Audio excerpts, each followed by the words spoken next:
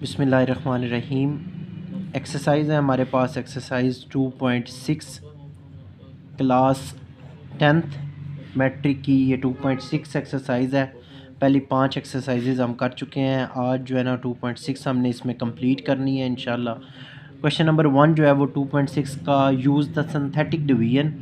ये सारी एक्सरसाइज जो है ना ये सिंथेटिक डिवीजन पे बेस्ड है।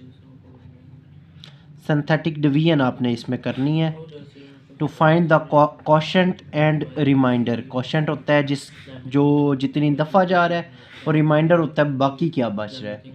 हमारे पास इसके 3 पार्ट्स हैं, तो हम तीनों पार्ट्स में से दूसरा पार्ट पहले चूज़ करते हैं। 4x की cube minus 5x plus 15 divided by x plus 3। ये हमारे पास वैल्यू है। इसे सिंथेटिक डिवीजन से आपने हल करना है, सिंपल डिवीजन नहीं करनी इसकी। सिंथेटिक डिवीजन में आप देखो पहले जो डिवाइड होने वाली वैल्यू है 4x की 3 के बाद क्या आता है x की 2। यहाँ पे x की 2 नहीं है तो आप खुद उसे पुट करोगे 0x की 2। यहाँ पे 1 नहीं पुट कर सकते, 1 लगाने से यहाँ पे वैल्यू आ जाएगी, लेकिन 0 लगाने से ये वैल्यू नहीं आएगी। 0 इससे मल्टीप्लाई होकर 0 ही हो जाएगा। जब भी कोई मिसिंग हो तरतीब से, जैसे x की 3 था उसके बाद x 2 आना चाहिए था ना, वो नहीं था तो हमने 0x की 2 लगा लिया। अगर यहाँ पे x ना होता तो हमने 0x लगा लेना था। x क्यूब की नहीं, जो हाईएस्ट डिग्री जो है ना, डिग्री से नीचे सारी तरतीब से होनी चाहिए। आगे माइनस 5x प्लस 15 आगे तरतीब से ही है। अब ये इक्वेशन एक तरतीब से बन गई। यहाँ पे पावर 3, यहाँ पे पावर 2, यहाँ पे कोई पावर नहीं मतलब पावर 1, और यहाँ पे वेरिएबल के अलावा। इसकी सिंथेटिक डिवीजन बना लें। सिंथेटिक डिवीजन ऐसे 2 लाइनें लगाते हैं। पहले 4, फिर 0, फिर -5 और फिर 15। इनका जो है ना वो कोफिशिएंट, आपने सारों का कोफिशिएंट यहाँ पे लिख लेना है, और डिवाइड उसे किससे करना है, divided by x plus 3 is equal to 0 रख लो, और x इज इक्वल टू -3 हो जाएगा। -3 से आपने डिवाइड करना है। 4 3 ज़ा -12, 0 में से -12 निकालेंगे तो -12 भी आ जाएगा। इसको इससे मल्टीप्लाई करके इधर लिखना होता है, जैसे इसको इससे मल्टीप्लाई करके इधर लिखा है। अब इसको इससे मल्टीप्लाई करके आंसर ऊपर लिखेंगे, माइनस और माइनस प्लस। 12 3 ज़ा 36, मल्टीप्लाई इससे किया और लिखा उससे आगे वाले स्टेप के ऊपर है। अब ये प्लस 36 है, -5 है, तो ये कितना हो जाएगा 31। अब दोबारा -3 31 से मल्टीप्लाई होके इधर लिखा जाएगा -93 में से 15 माइनस करेंगे तो क्या आंसर आएगा हमारे पास, ये हो जाएगा -78 है। ये जो लास्ट वाला होगा ये इसका रिमाइंडर होता है। हम यहाँ पे लिख भी लेंगे रिमाइंडर। ये लास्ट वाली वैल्यू इसकी रिमाइंडर होगी, और इसका कोफिशिएंट क्या है, ये सारी वैल्यू इसका कोफिशिएंट आ जाएगी। कैसे लिखनी है हमने ये value, 4 -12 plus 31 is equal to 0। 4 -12 31। अब ये एक ट्रिक है इसकी कि पहले में कोई भी वेरिएबल नहीं लगाना, फिर x वेरिएबल, फिर x का स्क्वायर वेरिएबल। बारी बारी जो है ना वो हमने इस साइड से राइट साइड से वेरिएबल लगाते जाना है। पहले में कोई वेरिएबल नहीं, दूसरे में x, फिर उसकी पावर 2। और एक ट्रिक यहाँ से भी याद रखना, अगर आपका क्वेश्चन क्यूब में है ना तो आपका क्वोशंट जो है q जो है वो हमेशा एक कम आएगा। यहाँ पे अगर आपकी पावर 3 है तो यहाँ आपका स्क्वायर में आएगा। अगर यहाँ पे पावर 2 है तो यहाँ पे सिर्फ 1 पावर आएगा, लीनियर में आएगा। एक हमेशा कम आता है इसमें से। इसके बाकी पार्ट जो है ना वो बिल्कुल सेम है, आप खुद ट्राई कीजिएगा। इसमें से क्वेश्चन नंबर जो है ना वो 2 हम कर रहे हैं। Question number 2, find the value of h bye synthetic division. Synthetic division से ही आपने h की वैल्यू फाइंड करनी है। और नीचे आपको इसमें भी 3 सवाल दिए हुए हैं। इसमें से हम जो है ना वो तीसरा पार्ट ले रहे हैं। बाकी पहला और दूसरा और तीसरा तीनों सेम है, हम इसमें से तीसरा पार्ट ले रहे हैं। -1 is 0 of polynomial 2x cube polynomial value जो है वो है 2x की क्यूब प्लस 5h(x) माइनस 23। ये पोलिनोमियल है और ये इसका जो फैक्टर है ना जिसने इसे कट करना है वो ये फैक्टर है। अब इसमें पहले इक्वेशन बना लें। हमारे पास इक्वेशन दोबारा तरतीब में नहीं है। एक्स क्यूब के बाद हमारे पास एक्स स्क्वायर आना चाहिए, तो 0x², उसके बाद 5h(x) माइनस 23। ये हमारे पास इक्वेशन आ गई है। अब ये सारी जो है वो तरतीब से है, डिसेंडिंग ऑर्डर से है। अब इसकी आप सिंथेटिक डिवीजन 2 लाइनें लगा लें। पहले का कोफिशिएंट 2, दूसरे का 0, तीसरे का 5h और चौथे का माइनस 23। और कट किससे करना है? -1 से। दोबारा पहली वैल्यू एज इट इज़ नीचे आ जानी है, जो भी यहाँ पे हो। इसको इससे मल्टीप्लाई करेंगे तो -2, 0 2 को प्लस माइनस करेंगे तो -2 ही आ जाएगा। इसको इससे मल्टीप्लाई करना है तो माइनस और माइनस +2। अब ये दोनों में आपस में प्लस नहीं हो सकते क्योंकि एक के साथ h है और एक जो है वो सिंपल वैल्यू है। तो आप इसे लिख लें 5h + 2, 5h + 2। अब ये -1 इन दोनों से मल्टीप्लाई होके इधर लिखनी है, तो -1 जो है वो दोनों के साइन जो है वो क्या कर देगा? चेंज कर देगा। -1 ये 5h को -5 कर देगा और -1 ये +2 को -2 कर देगा। अब सिंपल वाली तो हो सकती हैं लेकिन h वाली -5h एज इट इज़ लिख लिया। -23 और -2 मिलके कितने हो जाएंगे? -25। ये हमारे पास क्या है? रिमाइंडर। ये हमारे पास क्या है? रिमाइंडर। अब रिमाइंडर को रखें 0 के बराबर। रिमाइंडर को जो है वो हम 0 के बराबर रखेंगे। रिमाइंडर है -5h minus 25 is equal to 0। -5h, ये 25 इधर माइनस है, इधर आके हो जाएगा plus. h is equal to 25 divided by -5 इधर मल्टीप्लाई हो रहा है, इधर आके डिवाइड हो जाएगा। 5 1 ज़ा 5, 5 5 ज़ा 25, तो h की वैल्यू हमारे पास आ गई -5। और ये h की वैल्यू हमने फाइंड करनी थी। इसके बाकी पार्ट भी सेम टू सेम बिल्कुल इसी तरह के ही हैं। हम इसमें से भी एक ही पार्ट लेंगे। अब आगे चलें क्वेश्चन नंबर 3 में। कोई भी पार्ट अगर डिफरेंट होता गया तो मैं उसको लाजमी करवाऊंगा, अदरवाइज सेम पार्ट जो है उनमें से एक ही जो है वो काफ़ी होता है। बाकी आप जो है वो खुद ट्राई कीजिएगा। दोबारा use the synthetic division. Synthetic division को इस्तेमाल करके हमने L और M की 2 वैल्यूज़ को फाइंड करना है। 2 वैल्यूज़ है नीचे दी हुई, इनमें से भी सेकंड पार्ट ही मैं चूज़ कर रहा हूँ। x - 1 and x + 1 are factors of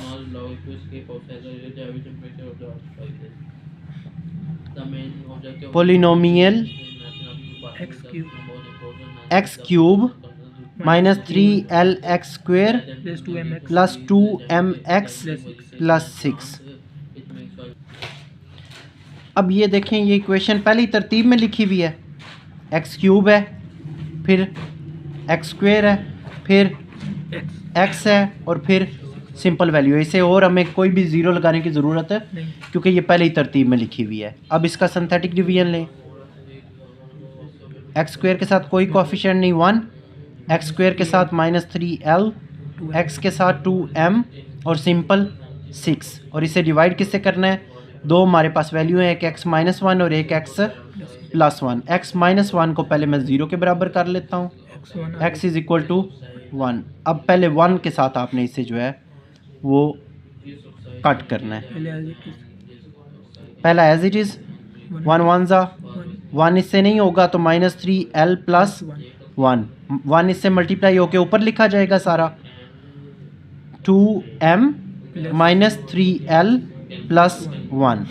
अब ये 1 इससे मल्टीप्लाई होगा, 2m - 3l + 1। ये क्या हो जाएगा? 2m - 3l, 6 और 1, क्योंकि ये दोनों सेम है ना, सिंपल वैल्यूज़ हैं। 6 और +1 मिलके कितने हो जाएंगे? 7। और ये हमारे पास क्या आ जाएगा? लास्ट वाला रिमाइंडर। -1 से डिवाइड करना है। अब आप जो है ना वो रिमाइंडर पहले यहाँ पे लिख लें। Remainder is equal to 0, 2m - 3l + 7 is equal to 0। और ये इक्वेशन नंबर 1 आ गई। अब अगेन सवाल को दोबारा लिखें, उसकी सिंथेटिक डिवीजन बनाएं और उसे अब इसकी बार जो है ना, अब की बार जो है वो x+1 से डिवाइड आपने करना है। पहले हमने x-1 से किया था, अब x+1 से करना है, is equal to 0, x is equal to -1। अब x को हमने किस पे डिवाइड करना है, -1 पे। अब इसकी सिंथेटिक डिवीजन बना लें। सिंथेटिक डिवीजन सेम वही तरीका, 1 -3l 2m और 6, इसको -1 पे डिवाइड करना है। 1 एज इट इज़, इससे मल्टीप्लाई होके -1 -3l -1 इन दोनों से मल्टीप्लाई हो जाएगा तो दोनों के साइन चेंज हो जाएंगे। ऊपर से आ गया 2m + 3l + 1, -1 इन तीनों से मल्टीप्लाई होके ऊपर तीनों के साइन चेंज कर देगा, ये भी -1। ये क्या चीज़ हो जाएगी, -2m -3l, 6 में से -1 करेंगे तो क्या आ जाएगा, +5, और ये इसका रिमाइंडर आ गया। अब हमारे पास 2 रिमाइंडर हैं, इस रिमाइंडर को भी 0 के बराबर करें। Remainder is equal to 0 -2m -3l + 5 is equal to 0, और ये इक्वेशन नंबर 2 आ गई। सॉरी, 1 तो पीछे लिखी थी, ये इक्वेशन नंबर 2 आ गई। अब हम क्या करेंगे, इन दोनों इक्वेशन को ऐड कर देंगे। Add equation 1 and equation 2। Equation 1 2m -3l + 7 is equal to 0, और यहाँ पे दूसरी equation -2m -3l + 5 is equal to 0। अब हमने इसे ऐड क्यों किया है, ऐड इस वजह से किया क्योंकि हम m दोनों हमारे पास सेम थे और इन दोनों के साइन पहले ही डिफरेंट है। अगर साइन पहले डिफरेंट हो तो फिर हम ऐड करेंगे। अगर हम l को बराबर रखते हैं ना तो इनके साइन सेम है, फिर हम इन्हें अगर सब्ट्रैक्ट करेंगे तो तब भी ये सॉल्व हो जाएगा। साइन आपने अपोजिट करने हैं चाहे कैसे भी करके। ये ऐड करने से ही अपोजिट हो रहे हैं तो ये दोनों आपस में कट हो जाएंगे। -3 और -3 कितना होता है, -6l। ये दोनों प्लस होंगे तो 12 इज इक्वल टू 0, -6l, इधर ये +12 है, इधर आके क्या हो जाएगा, -12 हो जाएगा। 6 इधर माइनस मल्टीप्लाई हो रहा है, इधर आके -6 डिवाइड हो जाएगा, माइनस से गया और 6 2 ज़ा 12। l की वैल्यू आ गई 2, एक वैल्यू हमने निकाल ली है l की। अब m की निकालनी है तो पुट इन इक्वेशन 1, ये l की वैल्यू जो है वो इक्वेशन 1 में पुट कर लें। इक्वेशन 1 हमारे पास 2m -3l + 7 is equal to 0 है। इक्वेशन 2 में नहीं कर सकते, इक्वेशन 2 में भी पुट कर सकते हो, इक्वेशन 1 में भी, जिसकी आपकी अपनी मर्जी है। l की जगह आप क्या लगाओगे, 2 + 7 इज इक्वल टू 0, 2m, इन दोनों को मल्टीप्लाई करो, -6 + 7 is equal to 0, 2m + 1 is equal to, ये 7 में से 6 गया तो क्या आ गया, 1 आ गया। 2m इज इक्वल टू, ये 1 इधर प्लस है, इधर आके क्या आ जाएगा, -1, तो m इज इक्वल टू, ये 2 इधर मल्टीप्लाई हो रहा है, इधर आके डिवाइड हो गया, -1/2। ये दो हमने वैल्यूज़ फाइंड करनी थी, एक l की वैल्यू हमने फाइंड कर ली है और एक m की वैल्यू फाइंड कर ली है, और ये इसका आंसर है। बाकी दोनों पार्ट भी इसके बिल्कुल सेम टू सेम है, इजी हैं, आप खुद ट्राई कीजिएगा। नेक्स्ट हम चल रहे हैं क्वेश्चन नंबर 4 की तरफ। क्वेश्चन नंबर 4 है हमारे पास। क्वेश्चन नंबर 4 में भी दोबारा सिंथेटिक डिवीजन ही दी हुई है और उसने कहा हुआ है कि solve the using synthetic division if 2 is the root of equation. नीचे 3 इसने क्वेश्चन दिए हुए हैं, तीनों में से कोई एक पार्ट हम चूज़ कर लेते हैं और हम पार्ट चूज़ करते हैं दूसरा। 3 is root of equation 2x³ equation क्या है हमारे पास, 2x की cube -3x² -11x +6 is equal to 0। ये हमारे पास इक्वेशन है और ये 3 जो है वो उसका एक रूट है। आपने इस इक्वेशन को जो है वो सॉल्व करना है, और सॉल्व आपने सिंथेटिक डिवीजन के तरीके से ही करना है, इसलिए हम सिंथेटिक डिवीजन को यूज़ करेंगे। एक्स की क्यूब है, फिर एक्स स्क्वायर है, फिर एक्स है, और फिर सिंपल वैल्यू है, तो मतलब ये ख़ास तरतीब से ही लिखी हुई है। आप इनके जो है कोएफिशिएंट यहाँ पे लिख लें, और इसको डिवाइड किससे करना है, आपने 3 पे डिवाइड करना है, तो 3 साथ में लिख लो। 2 3 ज़ा 6, 6 में से 3 गया 3, 3 3 ज़ा 9, 11 में से 9 गया -2, 3 2 ज़ा -6, ये कट हो गया। ये अगर 0 में से 0 गया तो 6 में से 6 गया तो 0, और ये इसका रिमाइंडर है। अब इसमें रिमाइंडर 0 आ गया है, इसके कोएफिशिएंट क्या क्या होंगे, कोशेंट, इसका कोशेंट सॉरी क्या होगा, 2 + 3 - 2 लगा लिया हमने। पहली वैल्यू के साथ कोई भी वेरिएबल नहीं, दूसरी के साथ x, फिर अगर आगे कोई होती तो फिर x³ लगाना था हमने। अब इसको भी डिफरेंशिएट आगे करना है, इसमें उसने कहा है कि आपने रूट्स फाइंड करने हैं, तो इसको आगे डिफरेंशिएट करें। अब ये क्वाड्रेटिक इक्वेशन है, = 0, ये क्वाड्रेटिक इक्वेशन है। 2 को 2 से मल्टीप्लाई करें तो -4 आ जाएगा। -4 के ऐसे दो पेयर बनाने हैं जिनका आंसर +3 बने।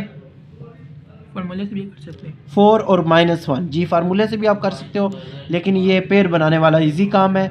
इसमें पहला और आखिरी आपस में मल्टीप्लाई किए जाते हैं, और सेंटर वाला बनाना है तो इसके पेयर 4 और 1 हो जाएंगे।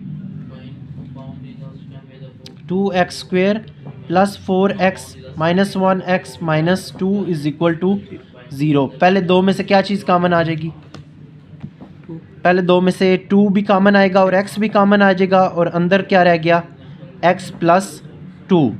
आगे वाले दो में से -1 कॉमन आ गई, अंदर आ गया x + 2 = 0।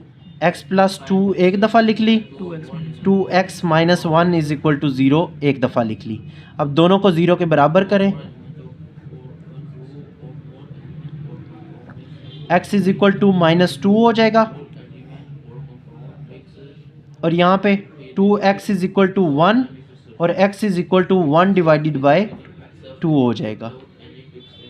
ये दो हमने जो है ना इसके आंसर निकालने थे, ये दोनों हमने आंसर निकाल लिए हैं। बाकी पार्ट भी इसके बिल्कुल सेम इसी तरह के ही हैं। लास्ट क्वेश्चन है इस एक्सरसाइज का, क्वेश्चन नंबर 5, और ये लॉन्ग क्वेश्चन के हिसाब से इम्पोर्टेंट है। क्वेश्चन नंबर 5 जो है वो लॉन्ग के हिसाब से इम्पोर्टेंट क्वेश्चन है इस एक्सरसाइज का, और इसमें भी उसने कहा है कि आपने सिंथेटिक डिवीजन फाइंड करनी है, जबकि आपको 2 रूट्स दिए हुए हैं। इनमें से हम पहला पार्ट इसका ले रहे हैं। 1 and 3 are roots of equation, 1 और 3 जो है वो रूट ऑफ इक्वेशन है, और इक्वेशन हमारे पास है x की 4 -10x² + 9 = 0। पहले इक्वेशन को तरतीब में लिख लें, पहले x की 4, उसके बाद x3 आनी चाहिए थी, 0 x की 3, फिर उसके बाद x2 है -10x2, x2 के बाद क्या आनी चाहिए, x की वैल्यू है वो नहीं है, तो उसकी जगह पे भी क्या लगाएंगे 0x, और +9 = 0। इसे तरतीब लगाने के लिए हमें 2 दफ़ा जो है वो 0 पुट करना पड़ा है। एक दफ़ा x³ नहीं था और एक दफ़ा x मौजूद नहीं था। अब इसे सिंथेटिक डिवीजन बना लें।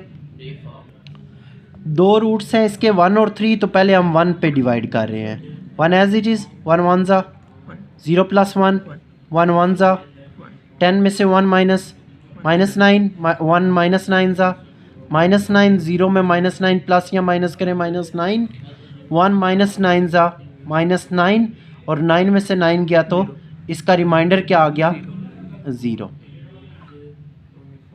ठीक है। अब इस सवाल में और बाकी सवालों में ये फ़र्क है कि इसमें 2 रूट्स दिए हुए हैं, आपने इसी इक्वेशन को दूसरे रूट के लिए आगे चलाना है।